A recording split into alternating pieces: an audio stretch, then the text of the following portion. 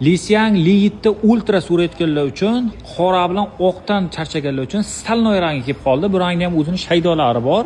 Yaxshi rang, kirchimon, kirni umuman bildirmaydi. 2024 31 ming kilometr yurgan ekan, kraskalari ham top-toza ekan. Oldi morda, bamper, fara, kapot, krilo polni bron qilingan ekan. Michelin ballonlarda pnevma podviskalar bor, elektronniy paroglar, yashil ruchka, krugoy tonirovka ruxsatnomalar, slipoy, milipoy, lidar, hamma narsa bor. Elektropaket, abduf, abagrev, massaj, hidab, hamma narsa bor. Xolodilnik deysizlarmi? 32 ming yurgan ekan, 31 ming emas. Qora salonligi, orqasida xolodilniklari ham bor akalar. Tepasida monitorlar bor. Chotga tiniq turibdi mashina. Narxi $46,900. Qiziqqanlar bo'lsa, aloqaga chiqinglar, 1-2 so'm nari beri qilib yuborishimiz mumkin. Egasiga pul so'rashni kerak, bu taklif beringlar.